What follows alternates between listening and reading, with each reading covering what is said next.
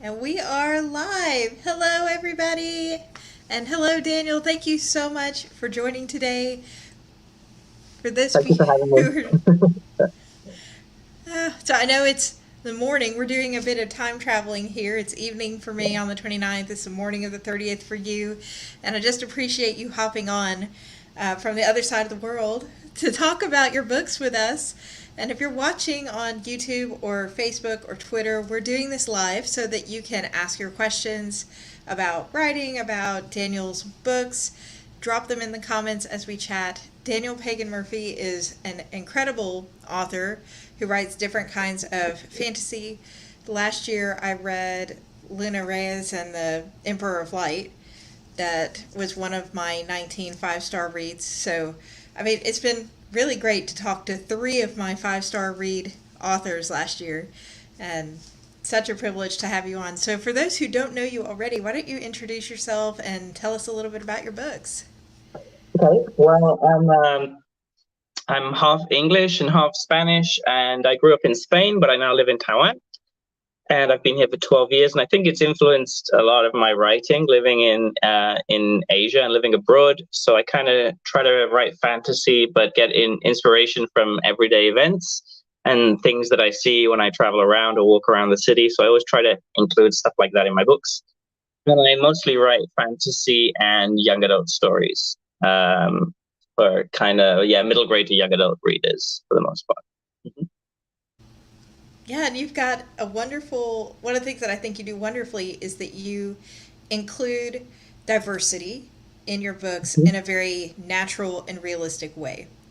Right. And in a way that young readers can grasp without being awkward too, and it still be a good speaking point to parents as far as Luna Reyes goes. Now this week, you have a book in the Kindle Countdown Week Yeah. collection, and if you're watching, the link to all of those 99-cent Kindle Countdown Week books are in the description on both Facebook and on YouTube.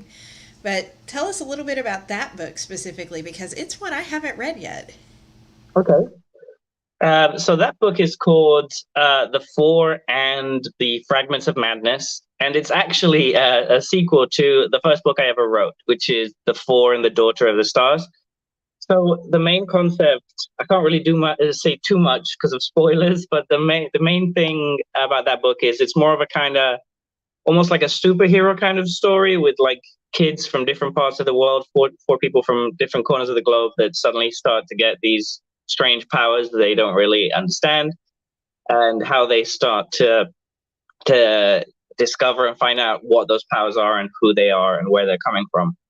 And then in this second book, which is the Four and the Fragments of Madness, some things have started to go wrong with their superpowers. They've started interchanging. They've started changing their powers with one another, and they've started to be taken over by this weird, maybe alien, possibly um, out of this world presence, which is kind of influencing them in a bad way. So that's where the madness part comes in. And the main cast again is a bit from all over different parts of the globe. I try to do that in a non-forced way when I can. So we have Emmy, which is from Japan, Marcus, which is from California, Dorian, which is from Ireland, and Blanca, which is from Peru. And these four like teenagers form the main core of the story. That's incredible. So I have to ask, you and your life experience living in different places and being raised with more than one culture, do you Mm-hmm. feel like that's made it easier to write this diversity into your book than say maybe someone who's only been raised in one culture? Um, I can't speak for anyone else, but for me personally, it's been helpful. I think more than being raised by two cultures, I think it's also the experience of kind of like being in a lot of different places and living in a lot of different places. So in these books, I kind of tend to include places that I know well because I find I can. Usually my books are in a fantasy setting, but these two books are actually set in the real world. So I kind of use places that I've been to because I feel like I can describe them a lot better in a more visual way and give more details that immerse the reader a bit more. So I think that Hmm. definitely helps. Yeah. Yeah. And we've got Stay Sweet Mia says, Hi, Danny. Hello, Mia. Yes, and again, thank you. If you're on, drop stuff in the chat. I love doing these live because we can actually talk to the readers. So I know that you have the two different series, and I know you've been working on more things. You came on earlier this year, and Oh, you're breaking up a little bit. you came on Yeah. earlier this year on a panel just to talk about projects for 2022. How No. are those going? I know some writing was involved in that. Oh, Katherine, you're breaking up. I can't really hear you. Let me see if I can find a better spot somewhere. Oh, whoops, that's not helping.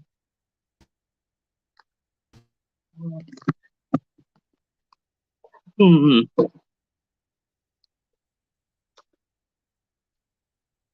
我应该出去再进来吗？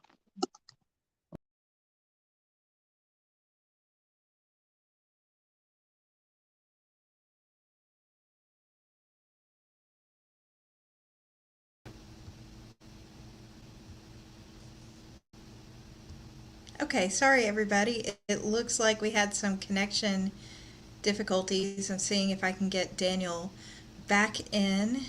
You were breaking up, Hey! so I left and came back in because I back Oh, okay. Yeah. Yeah.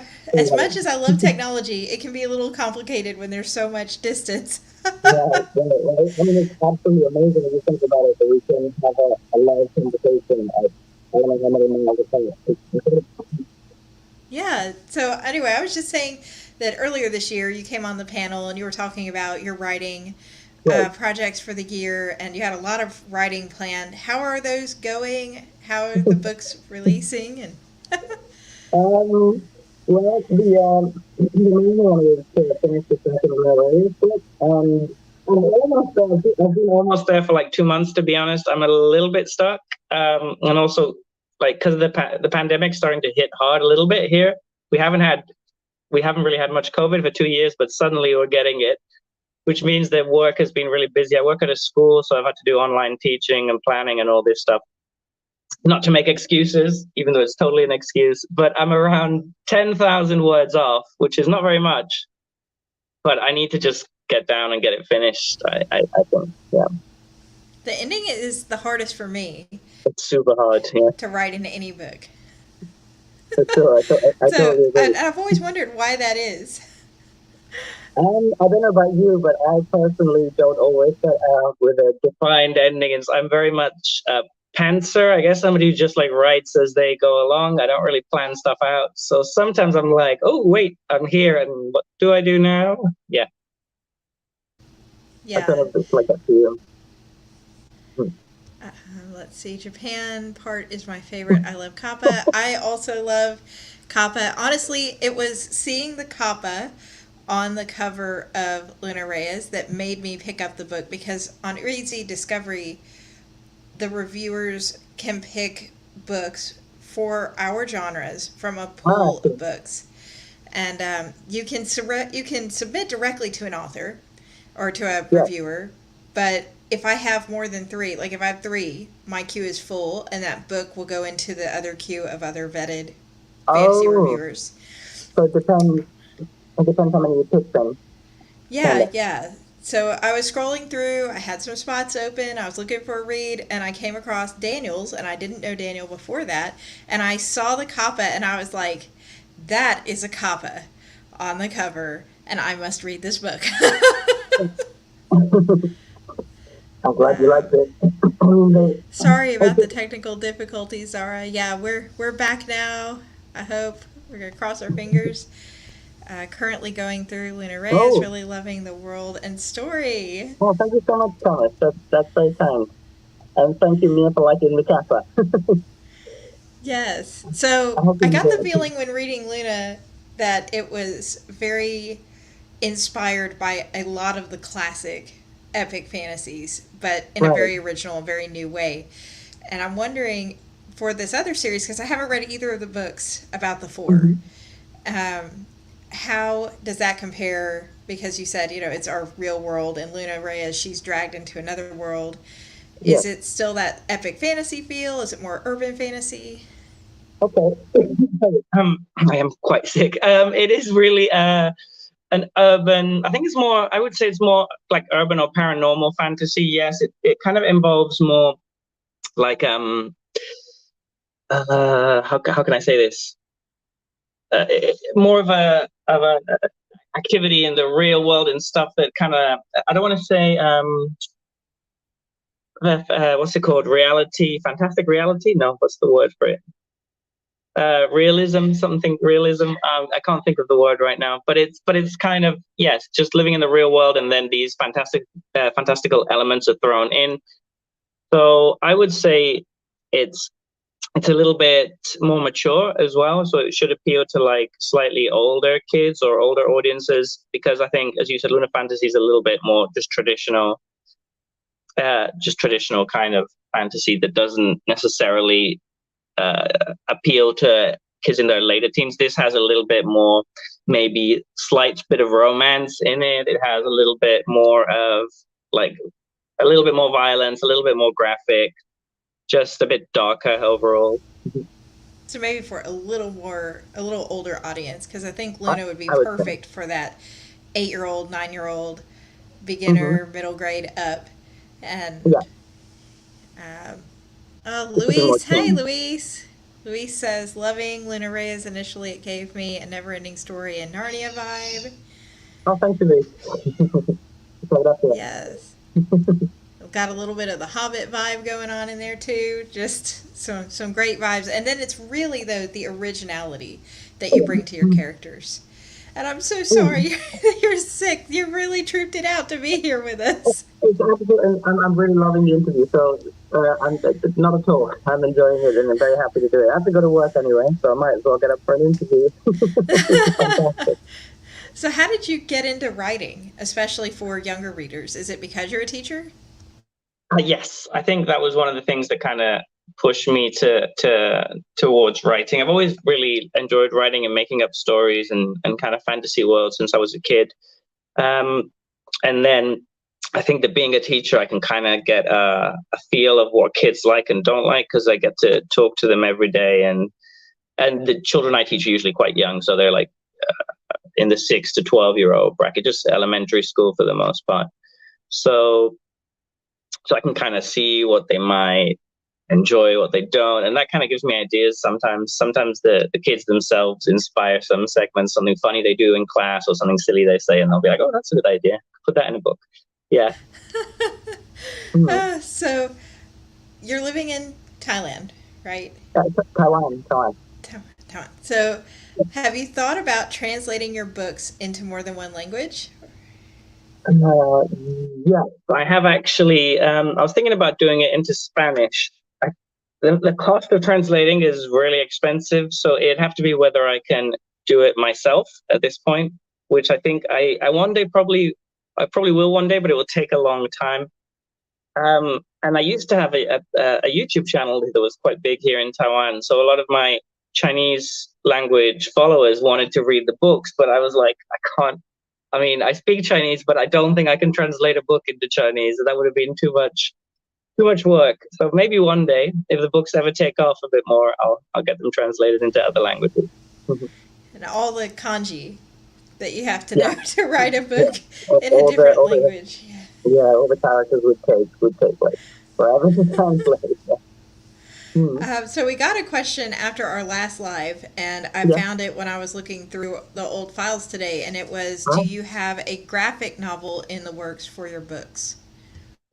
No, that'd be super cool though. I mean, I am an absolutely appalling artist. I have no skill whatsoever with art or drawing or anything like that. I really wish I did. Like Luis, who just commented, he's a really talented map drawer. You should check them out.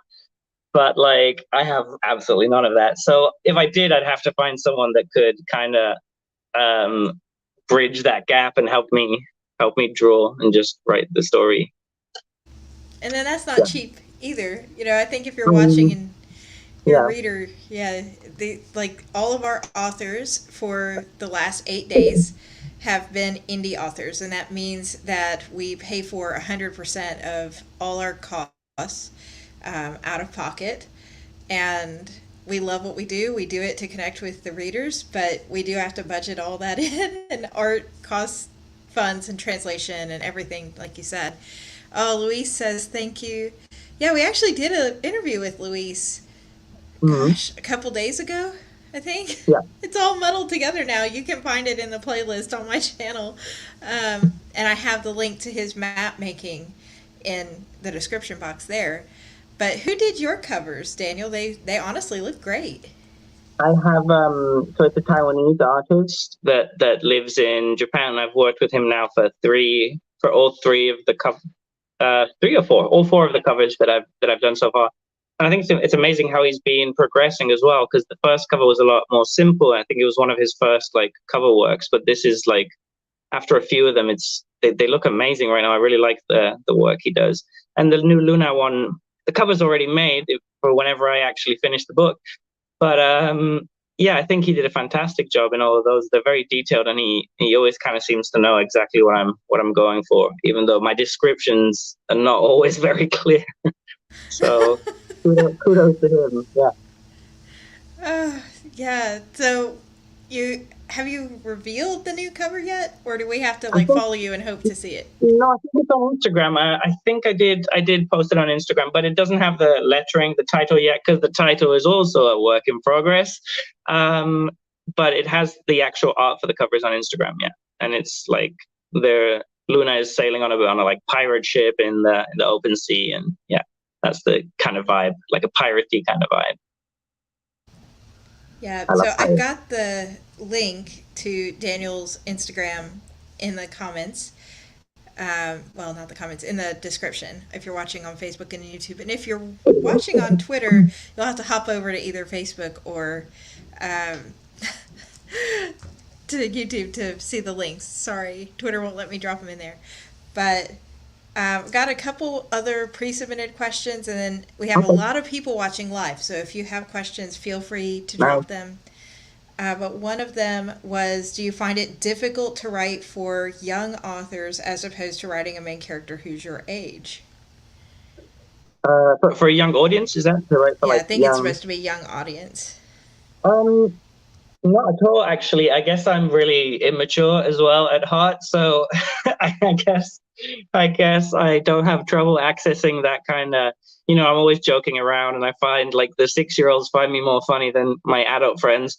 So I I very much yeah, I don't have any trouble accessing that kind of energy and writing for fantasy for kids. I also want to try to write like more adult based fantasy because one of my favorite authors is Terry Pratchett, and I'd love to do something in that vein one day. But for now, I find it easier actually. I think to write for children and younger people than for adults. So I do have some short stories written for adults, but it's mostly for kids. We got another one that came in. So you mentioned that the four has more romance in it than Luna Reyes. Ever so How slightly. romantic is it? I'm not going to sell it and say that it's like a romance novel or anything like that. There is a bit of tension in the first book, and it carries on to the second book as well, which is the one that's on sale between two of the main characters. There's a bit of will they, won't they, a little bit of romance in there, but I still keep it fairly light. So if you're looking for a full romance novel, it's probably not what it is, but there is like an element of that to the fantasy in there.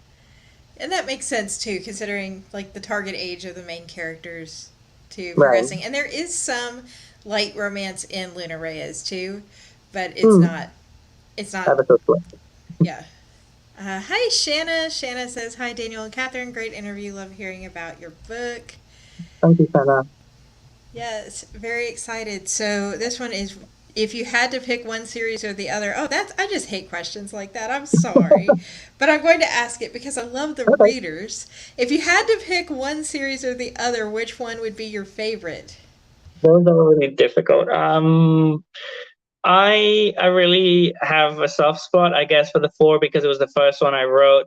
But I think Luna is the better series overall, and it's the better. I think I progressed a lot in my writing in that book, And I think when I finally get finished with Luna, it'll be really good as well with the second one. So I feel like they're better stories overall, but the four still has a special place for me because it's the first one I wrote.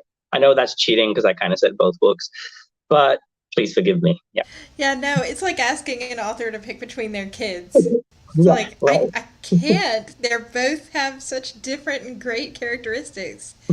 Have you think about writing kids book? You mean like younger kids than Luna Reyes, Mia? Right.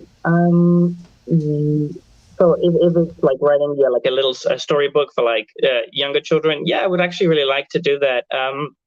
Because again, I read a lot of those stories to my students. Some of them are they're beginners in English, so I have to read them like very simple books like The Hungry Caterpillar or stuff like that.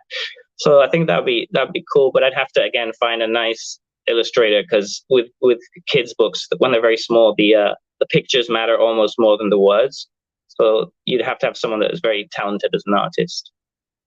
Yeah, and on top of that, you would have if you're going to do something bilingual, where it's Hmm. English and whatever other language.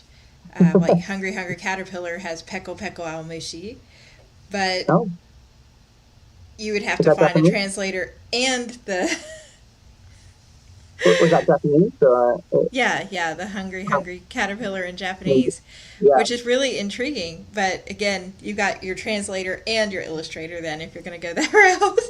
right. That's just an added layer. Yeah. um, then this one is so how many books do you think you will put out in this year? Is there a specific number of books that an indie author should try to release? That's a good question. I think that there is. I would say obviously the more you release, the better. But I feel there's a lot of pressure put on authors to keep up kind of a release schedule, and that can sometimes affect the quality of the books. Um, Ideally, I would say 1 to 2 books a year is a good place to make sure that everything is right. If you really want to stay on top of the Amazon algorithm and try to do well as a seller, you probably need to be putting out 3 to 4 at least. But I find that that's a bit much. I was originally going to try to be putting out 3 books a year, but I feel like it's just not really sustainable, and I want there to be a certain amount of quality and be able to like review the books calmly before I submit them, and proofread and stuff like that. So I'm gonna say at least I want to finish the current one, and if I can, I'll write another one in the next 6 months. But yeah, 1 to 2 would be my aim for the next few years. An epic fantasy and fantasy in general needs more time because the books are longer. So Hmm. if you're reading an epic fantasy, it could be 100 to 120,000 words long versus Right. reading, another genre where it could be 50 to 60 or 50 to 70,000 words long, which means Hmm. double the amount of writing, double the amount of Yeah. editing, and all of that.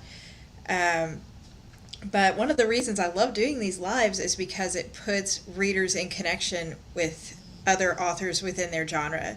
It's like we've got Hmm. you and you write middle grade, young adult, new adult fantasy, but so does Luis and so does Hmm. C.H. Smith who is on. And then we had other genres and other authors in completely different genres. Um, and that ties into this. Are there other indie authors that you read and would recommend? Well, yes, everybody who's done the obviously everybody who's done the promotion with us recently. I've been reading some of them. I haven't read all of the books yet, but I've read what did I read? Nothing More Than Zero. I think I read some of them, which was really good. And I think a lot of people's I haven't read Luis's yet, but I need to get around to it. And I need to read yours too, Catherine, because I haven't really read that I haven't been reading that much lately. But I think all of the people that we've worked together are clearly very talented and have put out a lot of books and a lot of effort and time into their books. I'm kind of a weird person in the sense that I'm a very slow reader. I write very fast, but I'm really impressed when I see people like you and like I have a good friend here that read like 30 books a month or 20 books a month or 10 books a month even. I'm lucky if I get through 10 in a year because I don't know why, but my brain just can't read that fast. I have to kind of go over each paragraph and kind of analyze it. So it takes me a while, but I think any of the people that have done the promotion with us. So Shanna, CH, Luis, yourself. Who am I forgetting? CK Forgetting. Sorens. Yeah, sorry. Yeah. And yeah, Yeah. there's so many, and everybody, again, if you joined since the beginning, everybody who's in this 99-cent Kindle Countdown, their link is in the description box. For 99 cents today and tomorrow. Tomorrow is like the last day for a lot of people. So if you're watching the replay and you're watching it on the 29th or 30th of May, you still have time to get in on the Kindle Countdown deals and grab Daniel's book and these other books. But if you're watching afterward, add them to your want to read list, and that still helps us out. But I love that you said you're a fast writer and a slow reader, because the average person, I read in a study, reads one book a month. That's like 12 books a year. And I'm sort of the opposite, and I know every author's different. I'm a fast reader, but I procrastinate on my writing a lot. So I have mad inspiration for the people that are putting out 2, 3, 4 like full-length novels a year. It's a lot of work. I think it's interesting that they can be different skills in a way, because I mean, I read every day. I don't like, but I just don't get through books as fast. I kind of like need time to absorb the information. So I think, yeah, it is interesting how some people can just like type stuff out like really fast, but then maybe struggle with reading as fast. I think it's great though, because you get to enjoy more stories than we do. So I think that it's a good skill to have. CK Sorensen, she says, I didn't know about Luna before this. I'm getting it for my boys and me. Oh, you're in for a treat. Thank you. So I think we have time for one more question, and then I'll let you go, because I know you have class, and the teacher can't be late for class. I'm always late. So what is coming out this year / early next year? Do you have something coming out later this year, early next year? Yeah. So Luna, I'm going to say, is going to come out. I'm going to be optimistic and say it's going to come out within 2 to 3 months. So probably by the end of summer. My goal is by the end of August to get it like properly finished, because I'll have a few weeks off work then, and I can just finish it off. And then I want to complete the trilogy for the 4. Even though it's called the 4, there's going to be 3 books, which I'm sure is going to confuse a lot of people. But I want to complete that trilogy by the end of the year, if possible. Maybe I'll make it 4 books, and then it can be the book 4, which is more satisfying. But I want to complete that by the end of the year as well. So those 2 of them are the ones that I'm going to be trying to finish. Yeah. So yeah, if you're watching, definitely follow Daniel, so that you can keep up with not just the really cool art and the cool books, but also when the new things come out. Daniel, thank you so much for coming back and joining us. Thank you so much. It was great talking to you.